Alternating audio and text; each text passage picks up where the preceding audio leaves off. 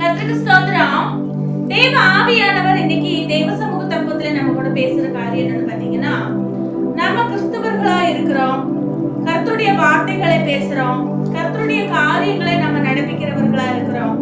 ஆனா நம்மளுக்குள்ள பெருமையோ, வேண்டாத சிந்தனைகளோ, வேதத்துக்கு புறம்பான காரியங்களோ வரும்போது என்ன நடக்கும்னு பாத்தீங்கன்னா, நம்மளுக்குள்ள வேறொரு ஆவி வரும்.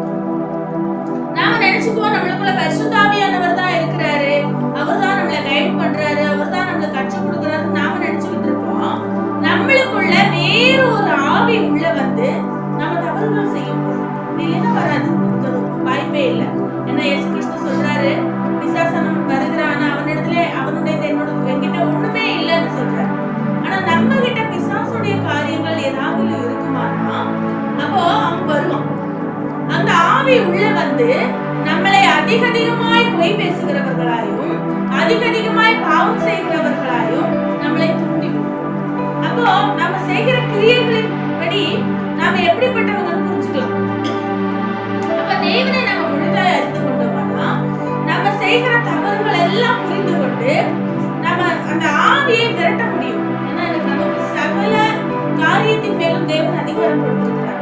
நம்ம போகிற ரூட் கொஞ்சம் தப்பானாலும் புரிந்து கொண்டு நாம அதிலிருந்து விலகினோம்னா நம்ம தப்பித்துக் கொள்கிறவர்களா இருக்கும். 1 ராஜாக்கள் 22 அதிகாரம் 21வது வசனத்துல சொல்லப்பட்டிருக்கிறது, அப்பொழுது ஒரு ஆவி புறப்பட்டு வந்து கர்த்தருக்கு முன்பாக நின்று நான் அவனுக்கு போதனை செய்வேன் என்று. இது எங்க வந்து பாத்தீங்களா? தேவனுக்கு முன்பாகவே போய் நான் அவனுக்கு போதனை செய்வேன் ஒரு ஆவி வந்து பேசுது. அப்ப அவனுக்கு அந்த ஆவிக்கு எங்க இருந்து அதிகாரம் வந்துச்சு? நம்ம கிட்ட பரிசுத்த பலச்சல் வரும்போது, நம்ம கிட்ட தவறான காரியங்கள் கிரியைகள் வெளிப்படும் போது இந்த ஆவி என்ன பண்ணுங்க, நம்மளை வந்து தொடும். அதான் ஒளியின் தூதன்